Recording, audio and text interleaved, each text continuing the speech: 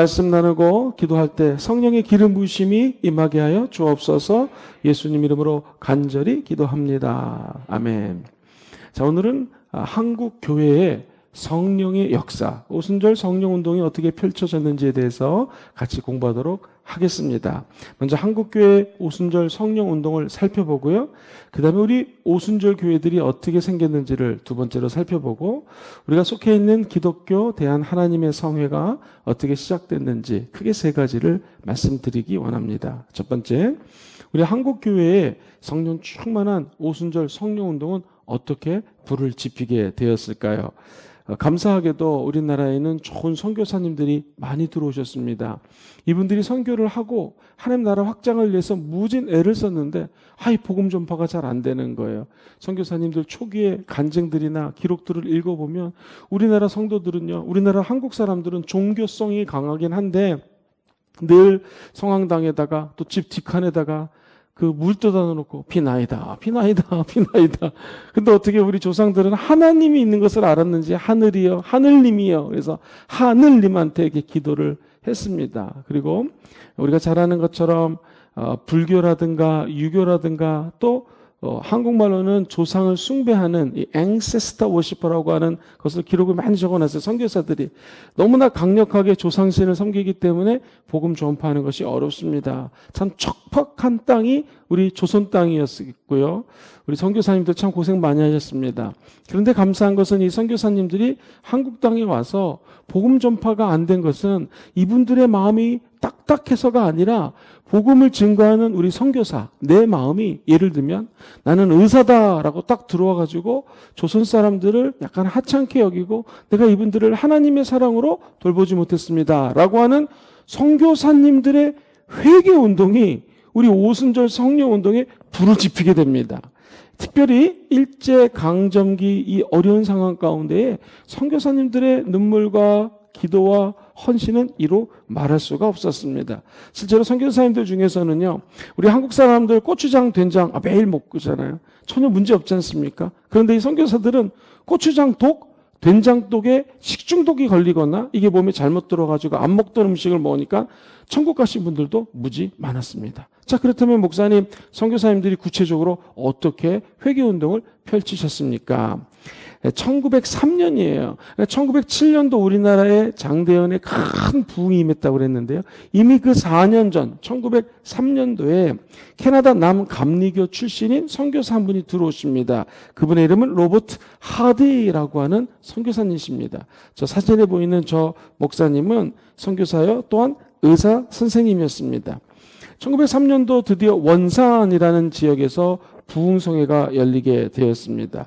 이분이 원산 부흥운동, 저 사진에 모여있는 저분들과 함께 밑에 아이들도 많이 있죠. 갓을 쓴 우리 당시 한국 성도들을 보게 됩니다. 중간 오른편에 하디 선교사님이 살짝 보입니다.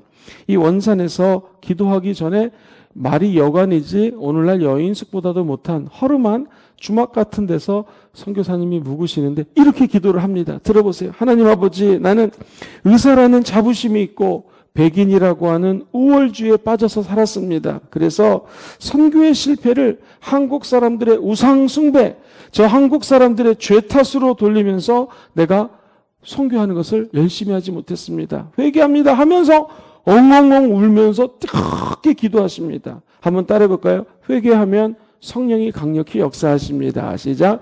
회개하면 성령이 강력히 역사하십니다. 성령의 강력한 능력 받기 원하시면 아멘 해볼까요?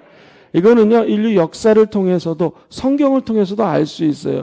회개하면 성령님이 임하십니다. 이 목사님의 마음이 뜨거워진 거예요. 그래가지고 원산에서 부흥회를 여는데 아까 그 사진에 보시면은요, 회개하고 나니까 다른 모든 청중들도 함께 회개합니다. 그리고 나서 성령의 강력한 은혜를 체험합니다. 이 성령운동에 처음 스타트랄까요? 시동을 건 것이 이렇게 시동이 걸립니다. 우리가 2021년도 하나님께서 우리 교회에 은혜 주신 것이 성령과 지혜가 충만하여 칭찬받는 사람, 시작. 성령과 지혜가 충만하여 칭찬받는 사람을 꿈꾸며 나아가고 있습니다. 자, 이 영성이라고 하는 것은 성령으로 충만하는 지름길이죠. 성령 충만하다고 하는 것은 바로 영적으로 내가 하나님과 친한 거예요. 다시 말씀드리면 이 영성이라는 것은 하나님과의 친밀감이에요. 친밀도예요. 그러니까 아브라함을 하나님께서 벗이라 칭했어요. 친구라 칭했어요. 그 말은 아브라함이 하나님하고 얼마나 친했다라는 것입니다. 여기 계신 모든 분들, 방송을 청취하는 모든 분들이 하나님의 벗이 되기를 주의 이름으로 축원드립니다. 어떻게 하나님의 친구가 돼요? 예수님이 이제는 내가 너희를 죄인이라고 저 낮은 자라고 여기지 아니하고 친구처럼 여긴다고 하셨습니다. 그러면 예수의 영 성령이 들어올 때 성령 충만해지고 예수님과 친구처럼 지낼 수 있는 그 친밀감이 회복된다는 것이죠. 이게 영성의 기본이거든요. 그러니까 이 회개운동 또 하나님이 역사하셔서 부흥이 임했다라고 하는 것은요. 성령 충만하면 부흥이 임합니다. 성령 충만의 물꼬를 확 틀 수 있는 지름길이 뭐냐면 진정한 회개. 시작. 진정한 회개. 하나님 앞에 진정하게 회개하면 이 영성이 자라나게 되어 있고요. 영적이 부흥되면 그때 비로소 우리는 revival이라고 하는 부흥이라는 단어를 사용할 수 있습니다. 우리의 영이 다시 vival, 살아나는 것이 revival, 부흥의 뜻입니다. 우리가 말씀을 이렇게 공부할 때 우리 영혼이 다시 한번 부흥되기를 주의 이름으로 축원드립니다. 사람들에게 칭찬받았다라고 하는 것은요, 우리의 인성, 우리의 사회성, 전문성을 통해서 사람들에게 감동을 주는 것입니다. 제가 예를 들면은 한 의사 선생님을 만났는데요. 이분은요, 환자를 대할 때 너무나 큰 사랑으로 대합니다. 수술할 때 저는 수술을 하나님의 은혜로 합니다. 잠깐 기도합시다. 라고 하면서 기도해주고 수술합니다. 단기 선교를 가보면은요, 필리핀이라든가 동남아시아에 있는 국가, 또 피지라든가 또 섬 나라에 가서 선교를 하면은 특별히 우상과 사신이 너무 많아요. 이 섬나라 특징은요, 귀신을 아주 많이 모시고 삽니다. 자, 그런데 갔을 때 의사 선생님이, 자, 의사가 왔습니다. 치과 의사 선생님, 또 외과 의사 선생님 가서 한마디 기도해주고 시작하면은요, 세상에 의사 선생님이 목사님보다 인기가 더 많아요. 할렐루야! 목사님 가서 할 일이 없어요. 의사 선생님 하는 일이 얼마나 값진 줄 몰라요. 무슨 차이입니까? 세상 의사 선생님들 그냥 의술로 고치지만 그렇지 않은 선생님들 무슨 일을 하든 기도하면서 의술을 행합니다. 그때 사람들이 예수를 영접하게 됩니다. 왜 그럴까요? 의사 선생님이 갖고 있는 전문성을 통하여 사람을 치유하고 그 이웃과 사람들에게 사랑을 나눠주면 그분들이 그 의사 선생님을 칭찬하게 되어 있죠. 이게 바로 칭찬받는 인생입니다. 그렇다면 우리는 자기 전문 영역에서 자기가 사회생활을 하면서 어떻게 하면 하나님의 영광을 드러낼 수 있을 것인가? 유일한 방법은 성령 충만하면 됩니다.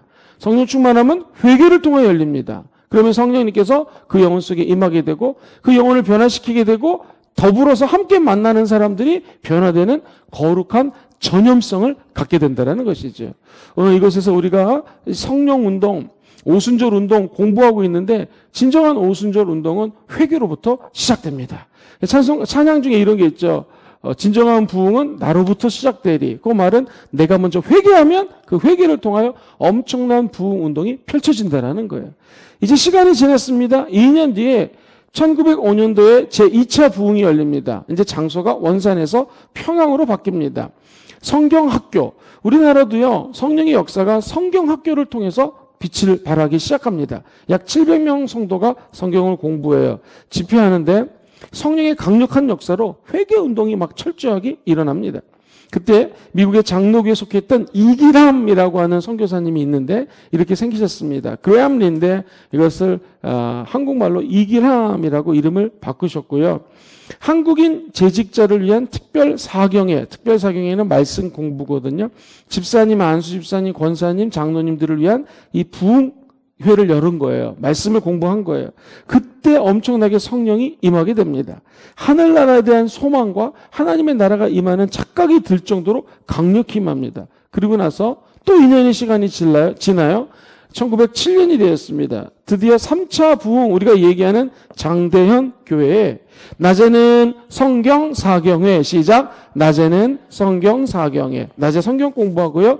밤에는 부흥 전도회, 시작. 부흥 전도회, 밤에는 부흥회를 여는 거예요. 낮에 내내 공부하고 1월 달이었기 때문에 우리가 농사 대부분 졌잖아요. 농사를 짓질 못해요. 그러니까요, 완전 다 교회 와가지고 말씀 사경회를 하는데 선교사님들의 글에 의하면은요, 한국 사람들이 세상에 처음에 3일 집회하려고 했는데 일주일, 그 다음에 2주, 3주, 2달 동안요, 움직이지 않고 말씀을 너무나 열심히 공부했다라는 거예요. 우리 순복음 금종교하고 똑같습니다. 할렐루야. 우리 순복음 금종교는요, 설교하시는 분이 30분을 하든 1시간을 하든 조는 분이 없어요. 할렐루야. 속으로 딴 생각하는지는 모르겠지만 40분 넘게 해도요, 아멘도 잘하고 말씀을 얼마나 사모하는지 모릅니다. 그런 느낌이에요. 성도들이 너무 열심히 듣는데 성령이 두 번째 임해서 부흥이 임하는 방법은 따라해볼까요? 말씀.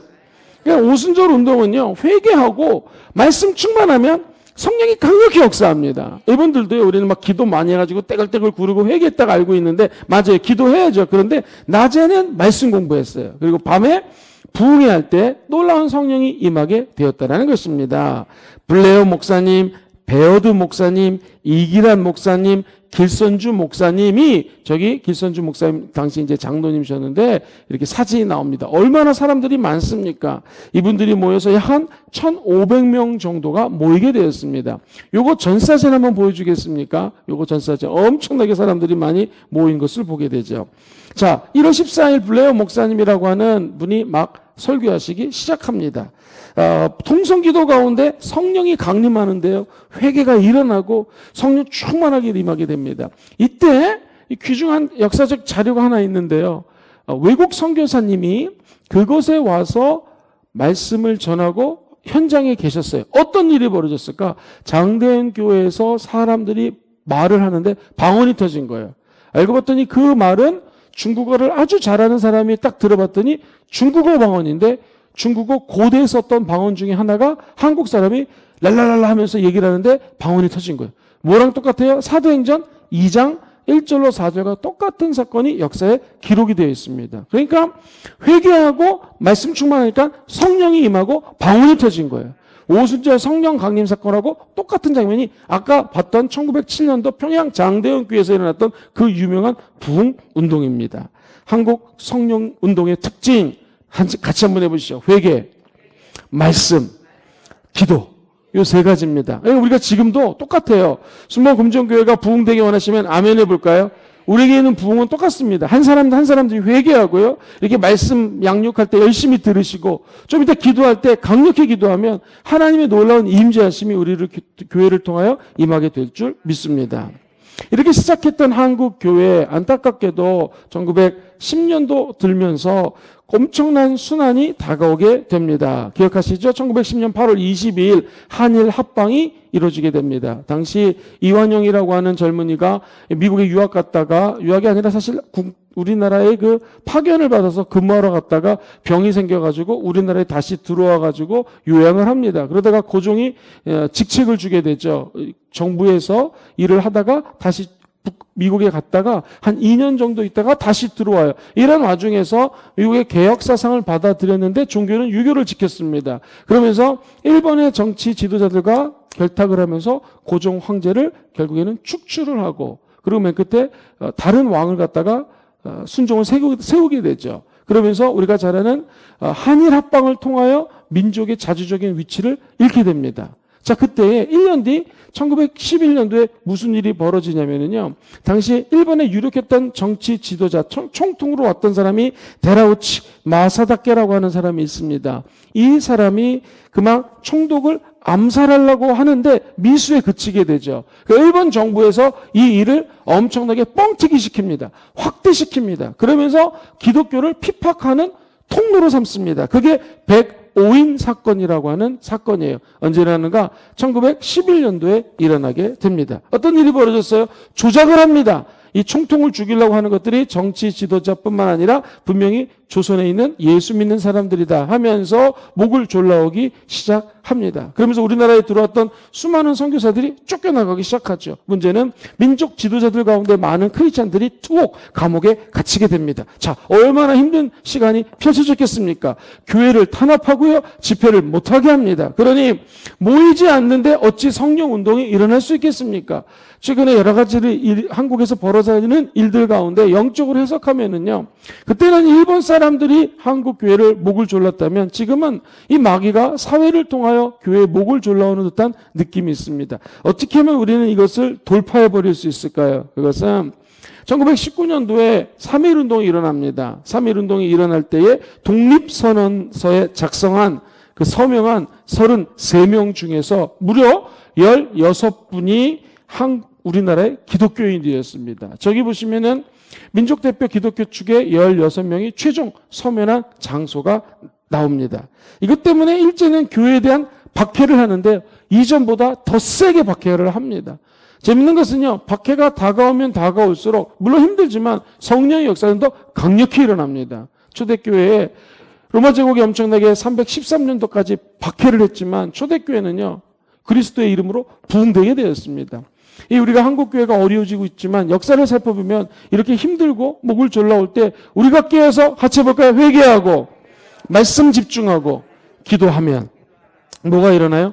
부흥이 일어나게 되어 있습니다. 어렵고 힘들어도 끝까지 포기하지 마시고 성령의 역사를 사모하는 저와 여러분 되기를 주의 이름으로 축원드립니다. 그리고 난 다음에 우리가 잘 아는 1930년대로 넘어가게 되면 이제 37년도에 이 일본 사람들이 중국과 전투를 벌이게 되죠. 그러면서 더욱더 한국의 종교적인 탄압을 시작합니다. 이유인즉 신사라고 하는 우리로 치면은 사당 같은 것이 있습니다. 이 신사는요, 일본 고유 종교인데요. 그 이름이 신도예요. 신도에서 신을 모시는 것이 신사인데 절처럼 비슷하게 생겼습니다. 일본에 가면 일본 사람들이 여기다 절을 많이 해요. 이유 왜 그러냐면 천황은 이 해의 신이에요. 일본 말로 아마데라스라고 하는 해의 신, 해 있죠, 해. 해의 신이기 때문에 이 직계 자손이 자기들 천황이라는 거예요. 왕이라는 거예요. 그러니까 이 천황이, 일본 왕이 전 세계를 다스려야 된다. 그러니 조선 사람 너희들은 이 일왕의 천황에다가 숭배를 해라, 절을 해라. 이것이 그 유명한 신사참배 사건입니다. 안타까운 것은 많은 목사님들이 믿음이 있었지만 정치적인 환란과 어려움 가운데 어쩔 수 없이 신사참배에 동참을 하게 됩니다. 한경진 목사님 같은 위대한 주회종도 나중에 템플 상인가를 수상할 때 이런 말을 했죠. 저는 신사참배한 죄인입니다. 그게 목사님 아직도 마음에 걸린 거예요. 원래 우리는 하나님 외에는 다른 어떤 곳에도 우상 숭배이기 때문에 절을 안 하지 않습니까? 그런 가운데 우리 부산 지역의 고신측 주회종들은 주기철 목사님 같은 경우에는요, 목숨을 걸고 신사참배 안 하죠. 그래서 순교를 합니다. 그 이유가 호주에서 많은 선교사들이 근본주의적 신앙, 즉 아까 말씀드렸도록 보수적이고 정통적인 신앙을 갖다가 우리 교회, 우리 부산에 심습니다. 그 영향을 받은 주의 종들이 신사참배 안 합니다. 그래서 진짜 우리 부산 경상도 기질이 있는 것 같아요. 하나님의 의리 아이가 해가지고 하나님 앞에 의리를 지키는 마음으로 특별히 부산 지역과 경상도 지역에 있는 주의 종들이 신사참배를 안 합니다. 그 외에 대부분의 조선 땅에 있는 주의 종들과 교회들이 신사참배를 합니다. 뿐만 아닙니다. 이른바 동화 정책이라고 그래갖고요, 이 강대국의 문화를 갖다가 밑에 있는 나라들에게 뿌리면서요, 일방적으로 강제적으로 문화를 받아들여라 해서 공통문화, 시작, 공통문화를 갖는 것을 문화적 동화 정책이라고 해요. 일본 사람들이 문화 동화 정책을 피면서 일본 사람들이 갖고 있는 문화, 이 우상과 사신, 귀신 이름만 80만 명인가 엄청 귀신이 많아요. 셀 수 없이 귀신이 많은 곳이 일본이에요. 그래서 가끔 일본에 가면은요, 기도 많이 하고 가야 됩니다. 저도 일본 땅을 많이 가봤는데 정말 기도하지 않으면은요, 영적으로 얼마나 이 참 혼탁한 곳인지 몰라요. 선교사님들 중에서 다 세계 선교사들 다 고생하시지만 일본 선교사님들도 쉽지가 않아요. 왜? 그들은 우리보다 강대국이라고 생각하고 경제가 더 위에 있다고 생각하기 때문에 선교사들이 가서 복음 전하는 게 쉽지 않습니다. 이런 이유뿐만 아니라 영적으로 정말 암울한 곳이 일본이에요. 이 자기들의 문화, 종교를 따르라 정책을 우리나라에게 펼치기 시작합니다. 뿐만 아니라 이른바 황민화 정책이라는 것이 있죠. 한국 국민을 일본 천황의 충실한 백성으로 마치 멍멍 개처럼 만드는 우미나 황민화 정책을 추진합니다. 그러니 우리나라에 있는 교회들이 점점 어렵게 되게 되죠. 당연히 교회는 회유하고 탄압 속에서 신사참배를 결정하고 어쩔 수 없이 일본에게 따라가는 형국입니다. 그럼에도 불구하고 성령 충만한 주의 종들과 교회는 믿음을 지켰습니다. 얼마 지나지 않아 1930년대에 이 다가왔던 한국의 상황을 역사 기록자들은 이렇게 표현합니다. 한국 교회의 순환 시대 시작. 한국 교회의 순환이 다가왔어요. 근데 참 재밌는 것은 이 고난을 견디는 능력이 뭐냐? 성령 충만이에요. 오순절 운동의 핵심은 뭐냐면 이 성령 충만하기 때문에 핍박이 다가오고 어려움이 다가와도 믿음으로 이것을 뚫고 나갈 수 있다는 거예요. 성령 충만, 은사 운동을 하게 되는 교단들마다 핍박이 다가와요. 그런데 우리는 예수 이름으로 승리하게 될 줄 믿습니다. 그 당시에 성령의 불을 당겼던 주의 종들 몇 사람을 소개합니다. 첫 번째, 길선주 목사님. 1869년도에 태어나서 1935년도에 천국 가십니다. 한국 최초의 장로교 7 목사님 중에 한 분이 바로 이분이십니다. 특별히 우리나라의 새벽 운동에 바람을 불어넣으셨습니다. 그리고 회개 운동을 갖다가 펼치신 분이 바로 목사님이십니다. 그리고 말씀 운동을 강조해요. 신약과 구약을 수십 번 이분은 정독을 하셨고요. 특별히 요한계시록을 10,000번 읽었다고 합니다. 그래서 성령의 불을 당겼던 분들의 공통점이 말씀이 강해요. 말씀이 강한 상태에서 성령 충만한 메시지가 펼쳐지게 되면요, 이 불이 안전하고 오랫동안 타오릅니다. 성도님들도 마찬가지입니다. 성령의 불을 오랫동안 타오르게 원하시는 분들은 아멘 해볼까요? 그러려면 우리가 안전보호장치가 있어야 되는데 그게 말씀이에요. 비유를 들어드리겠습니다. 여기 불이 있어요. 불 없으면 우리가 어떻게 라면 끓여 먹습니까? 어떻게 우리가 된장찌개, 미역국 어떻게 끓여 먹어요? 불이 있어야 됩니다. 근데 이 불이 가스레인지 안에서 타오르면 안전한데요. 만약 어떤 분이 야, 불 좋다 그래가지고 밖에 나가가지고 또는 교회에서 아무데나 불 질러놓으면 어떻게 됐습니까? 불 확 다 타버리지 않겠습니까? 불은 스토브 안에 또는 가스레인지 안에서 탈 때 안전한 거예요. 성령의 불도요, 하나님의 말씀 안에서 타올라야지 안전한 것입니다. 이처럼 이 길선주 목사님을 포함하여 모든 성도님들은요, 말씀 중심으로 성령의 불이 타오르게 되면 첫째, 오래 탈 수 있고요. 두 번째, 안전할 수가 있어요. 그리고 특별히 무슨 환상을 보거나 당연히 하나 환상도 보죠. 주의 음성을 듣고 성령의 은사도 나타나고 방언도 하고 귀신도 쫓겨나고 이런 다양한 모든 성령의 은사와 능력들이 펼쳐집니다. 할렐루야. 근데 어디 안에서? 하나님의 말씀 안에서. 안정적이에요. 예를 들어보겠습니다. 저와 여러분들이 기도하는데 금가루가 떨어져요. 은가루가 떨어져. 그보다 더한 것도 떨어지게 되겠죠. 성령의 역사입니다. 나는 믿습니다. 그런데 중요한 건 뭐예요? 이것이 말씀에 있으면 금가루가 떨어지고 은가루가 떨어지는 게 중요한 거예요. 말씀에 금가루가 떨어진다? 그러면 기도할 때마다 금가루 사모해야 돼요. 성령은 더 강한 역사도 일으키지만 성경이 없는 것은 그렇게 중요한 게 아니에요. 금가루가 떨어져도 되고 은가루가 안 떨어져도 상관없어요. 기도하는데 우리 이빨이 금이빨로 바뀔 수 있습니다. 나는 믿습니다. 더한 것도 바뀔 수 있겠죠. 성령의 역사하면은 죽었던 자도 살아나니까. 근데 중요한 건 성경에 기록되어 있다, 안 기록되어 있다? 없기 때문에 이빨이 금으로 안 바뀌어도 상관이 없어요. 바뀌어도 상관이 없어요. 그죠? 성령의 말씀을 따라 성령의 역사를 하면 성령은 내가 아버지께로 가는 게 유익이라 성령이 너에게 임하시면은 내가 성령의 은혜 가운데 성령과 동행하게 되고 의에 대해서 진리에 대해서 죄에 대해서 주님이 성령이 심판할 것이다. 그 말씀을 붙들고 성경에 기록된 말씀을 따라가는 게 성령 충만한 성도입니다. 천국 가는 날까지 말씀 안에서 성령의 불이 타오르기를 주의 이름으로 축원드립니다. 길선주 목사님 그랬던 분이고요. 아까 회개운동 얘기했는데 이분도 친구가 죽기 전에 내 아내가 무식하니까 그땐 여성들 교육을 안 시켰잖아요. 내 돈을 자네한테 좀 맡길 테니까 내 아내를 부탁하네 하고 친구가 죽었어요. 근데 그 돈 얼마를 착복했습니다. 보통 장로님, 그 당시 목사님이 아니라 장로님이셨는데 앞에 나가서 이런 거 얘기하기 창피하잖아요. 제가 이런 일이 있었고 쉽게 해서 돈을 갖다가 내가 나쁘게 썼습니다. 나는 죄인입니다. 라고 앞에서 공개적으로 죄를 털어놓습니다. 그러자 회개의 바람이 아까 사진 보셨죠? 엄청나게 많이 모였잖아요. 이분들에게 회개의 역사가 나타나고 성령이 그곳에 강림합니다.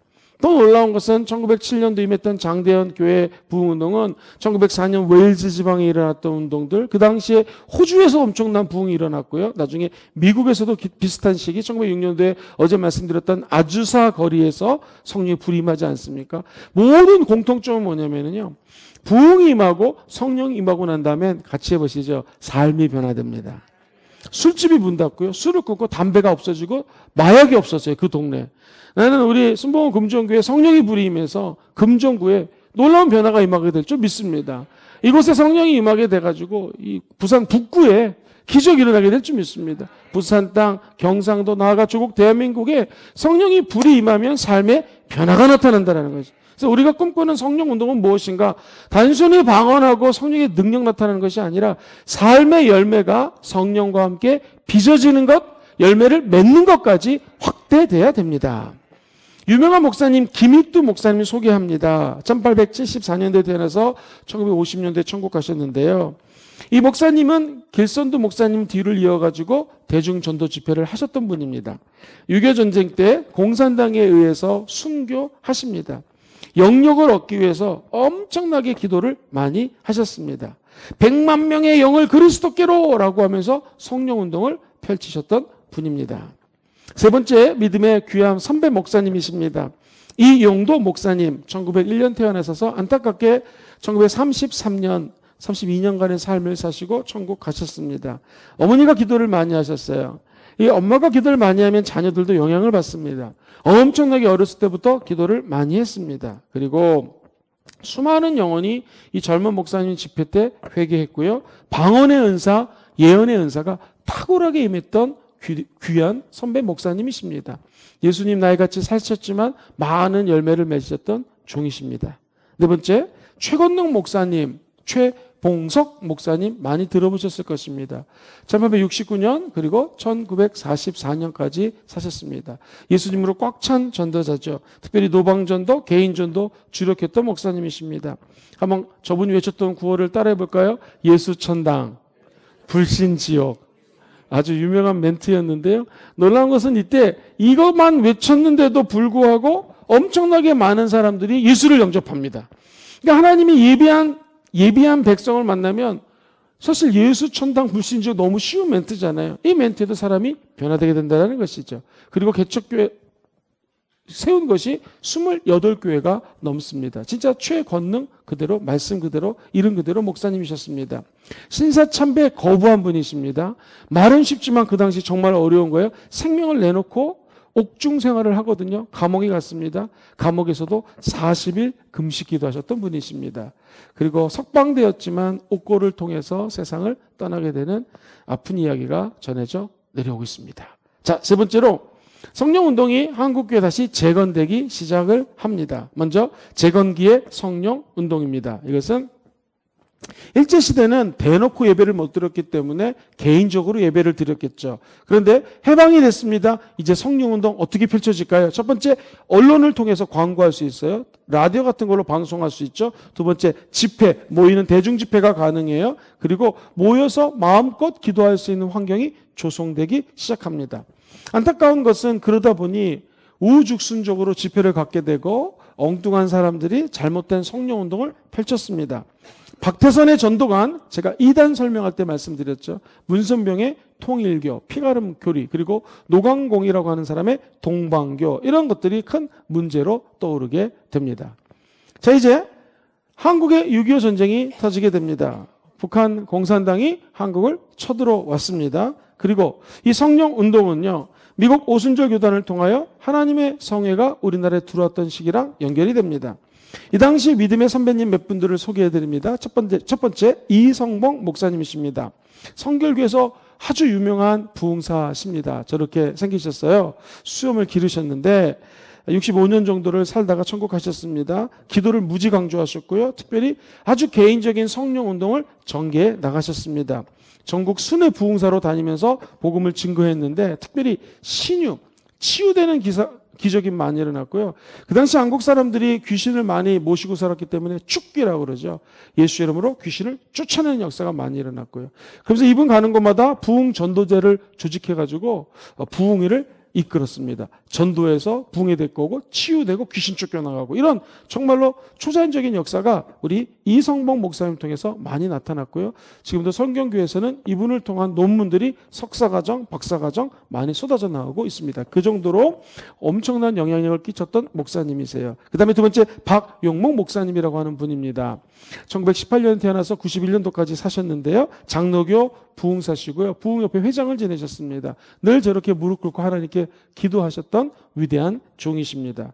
그리고 나온봉 장로님 2009년도 최근까지 살다가 천국 가셨는데요. 원래 감리교 성도셨던 저분이 용문산 기도원도 설립하셨고 신유방언, 입신의 은사 이런 은혜들을 체험했던 분입니다.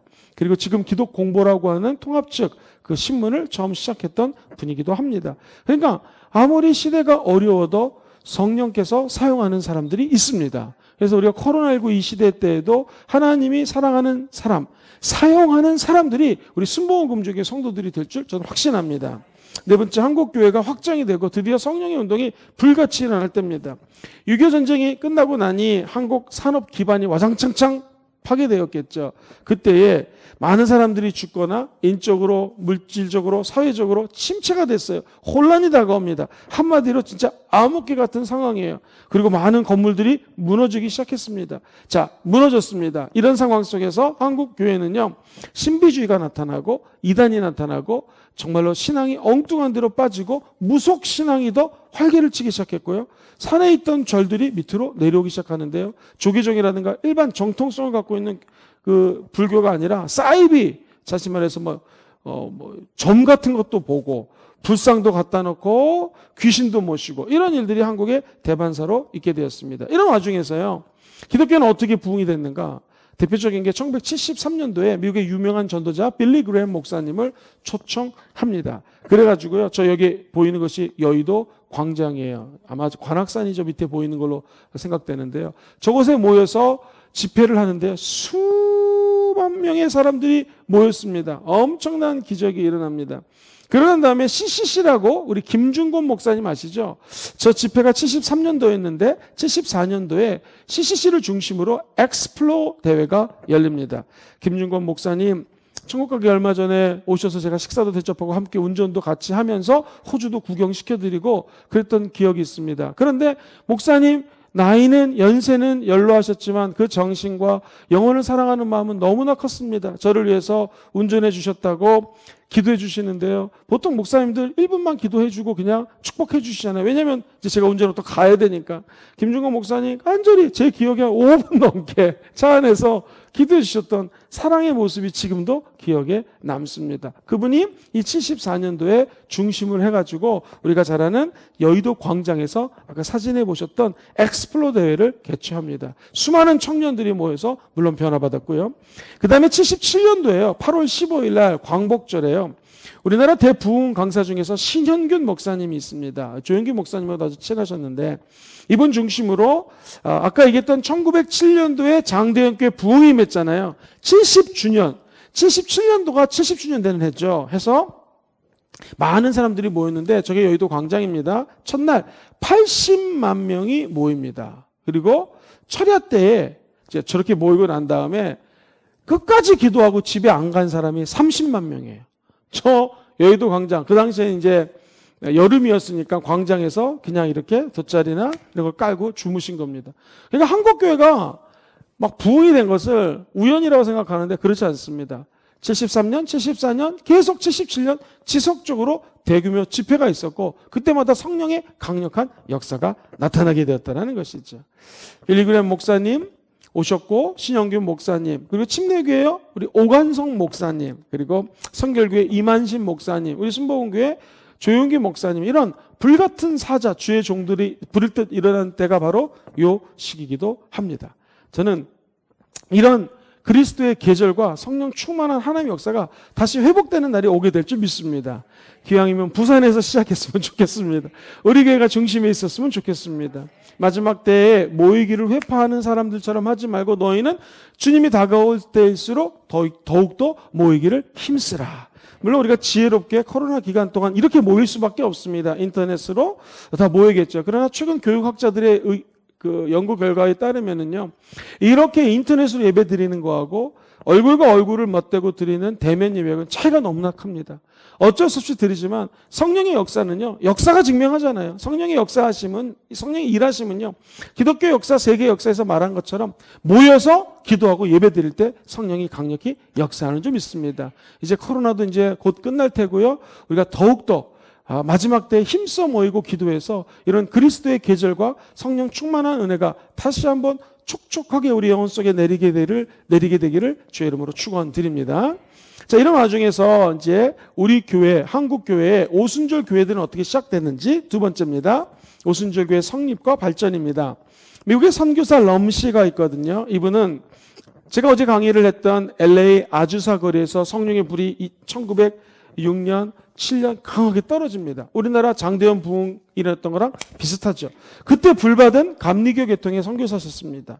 이분이 딱 한국에 들어왔어요. 어떻게 들어오게 됐을까요? 1906년 4월 LA에 있는 한 다락방에서 기도하는데 하나님이 한국으로 가라, 이 말을 듣는 순간 바로 순종해가지고 한국에 오십니다. 참 이 믿음의 선배들은 대단하세요. 그분이 오셔가지고는요, 이 하딘 목사님이 아까 말씀드렸던 의사 선생님이 있던 그 병원에 원체 처음에 계셨습니다. 그리고 감리교가 한국에 최초로 세웠던 병원이고요. 이분이 처음 서울 본사에 있는 우리가 잘 아는 구세군에 방문을 하게 됩니다. 그곳에서 청년 하나가 일을 하고 있었는데 이름이 허홍입니다. 기억해 두세요. 허홍 목사님. 너무 열심히 합니다. 이분이 구세군 출신의, 아버지가 구세군 다녔기 때문에 이분도 구세군에 다녔는데 괜찮은 청년 같아서 오순절 진리를 전하고 성령의 임재에 대해서 얘기를 하니까 허홍 당시 청년이 성령의 불을 받습니다. 할렐루야. 이번은 1907년 장대현 교회 성령 불이 떨어졌을 때 이 12월 달에 태어나신 분입니다. 충청남도에서 태어났어요. 아버지 이름은 허곤이었습니다. 이분이 아버지가 구세군에 쪽에서 일하니까 얼떡교회에 일하다가 나도 이제 하나님을 위해서 무슨 일을 하고 싶다 했을 때 선교사를 만납니다. 럼씨 선교사에게 성경 공부하면서 은사 체험합니다. 그리고 나중에 하나님의 성에 우리 순복음교회 총회장이 되십니다. 할렐루야. 초대 총회장이 바로 이 허홍 목사님이십니다. 뿐만 아니라 박성산 목사님이라고요. 1908년도에 태어나신 분이 있습니다. 민족 계몽 운동기였습니다.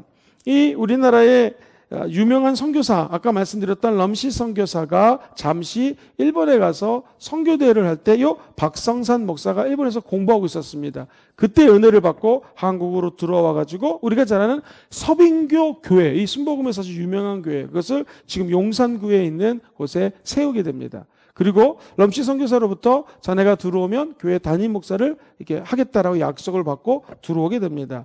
특별히 이 오순절 신앙운동이 같이 한번 따라해 볼까요? 방언, 신유, 성령의 권능, 이 세 가지 역사로 한국에 강력히 임하게 됩니다. 세 번째 믿음의 선배 배부근 목사님이 있습니다. 강원도 출신이세요.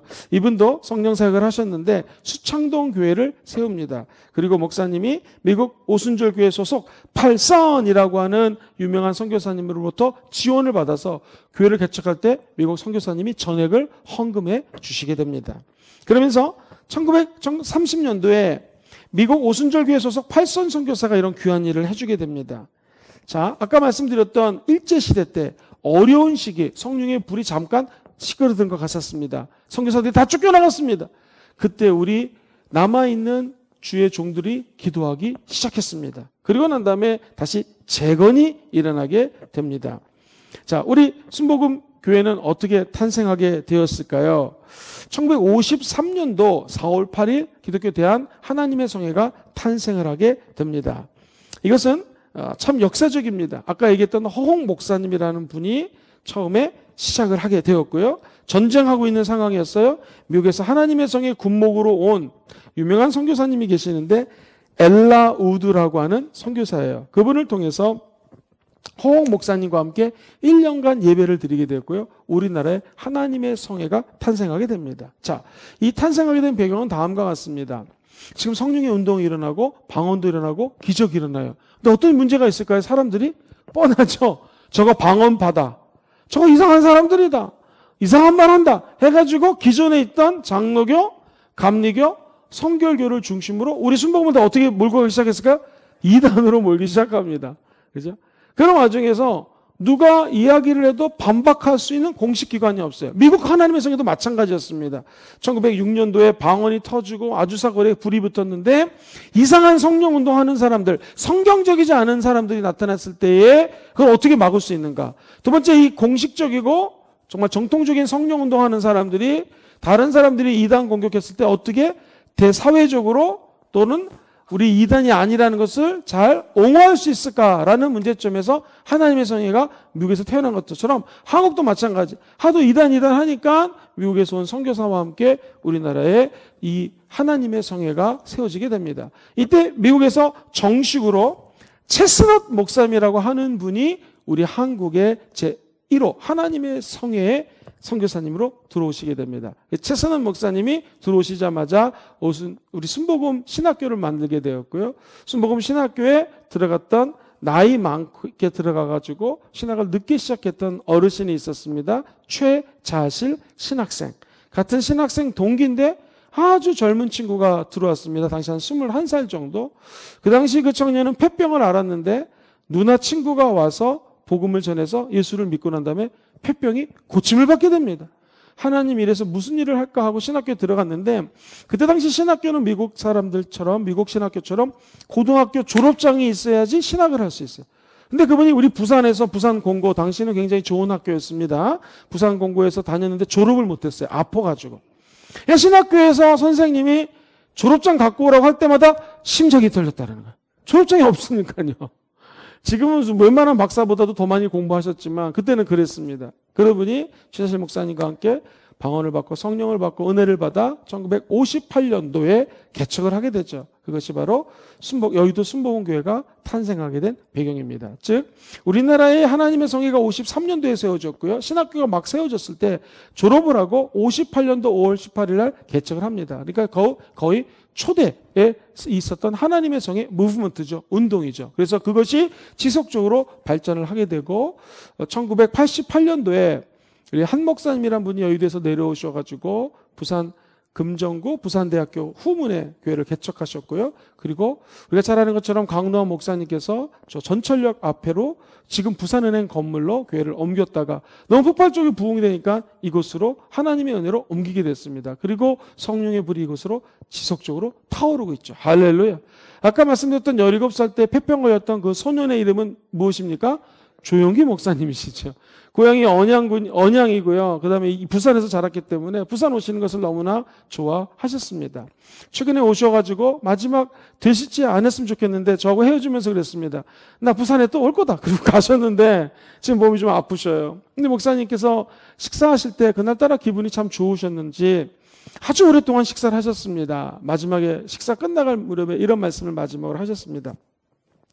내가 기도를 해보니까 제가 순복음금종교 담임으로 이제 이렇게 오게 되었고 그 당시 목사님께서 권면을 해주시는 말씀이 이거였습니다.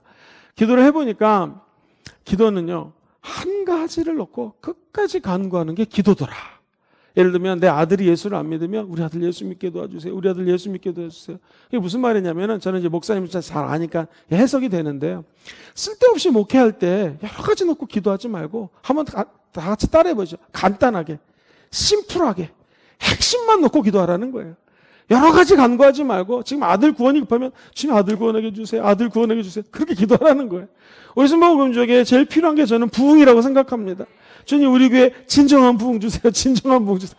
여러 가지 막 어려운 말 막 섞어가면서 하나님 럼시 선교사를 통하여 우리나라 역동적인 역사가 이렇게 역사적으로 전개됐사오니 사도행전 몇 장 몇 절 요한복음 이렇게 하지 말고 주님 우리 교회 진정한 부흥을 주시옵소서. 이 역사적으로 봤더니 부흥하는 교회들마다 말씀이 있었고 회개가 있었고 아주 간단합니다. 심플합니다. 주여 우리 교회도 이런 진정한 부흥을 허락하여 주시옵소서. 이제 이렇게 기도하는 말씀이세요. 그게 우리 목사님이 저에게만 한 말씀이겠습니까? 아니죠. 우리 모든 크리스찬들에게 아마 목사님 말씀하신 것 같아요. 저 여러분들이 기도할 때 이런 역사적인 사건을 알아야겠죠. 그러나 우리 기도는 심플하면 됩니다. 어떻게 기도할까요? 부흥이라는 거 성령의 역사야지 부흥이 임하게 됩니다. 진정한 부흥 막 트릭을 하고 거짓을 하고 막 사람들을 억지로 막 끼워 불러 모으는 게 아니라 성령의 역사에서 성령 때문에 모이는 부흥, 진짜 회개해가지고 눈물을 흘리면서 하나님의 역사를 고대하는 부흥. 말씀 충만한 부흥. 모여서 부흥회를 할 때마다 기도를 하고 예배를 드릴 때마다 치유가 일어나는 초대교회. 바로 그 교회죠. The very church. 본질로 돌아가는 교회. 초대교회로 돌아가는 교회가 우리 교회가 되기를 주의 이름으로 축원드립니다. 결국 세계 역사, 한국의 역사, 성령 운동의 특징은요. 기도할 때 성령님 역사하십니다. 회개하고 말씀 중심으로 기도할 때 오늘날에도 그 성령의 불이 우리 가운데 임하게 될 줄 믿습니다. 그 은총이 우리에게 함께 하시고 성도님들과 영원토록 함께 하시기를 주의 이름으로 축원드립니다.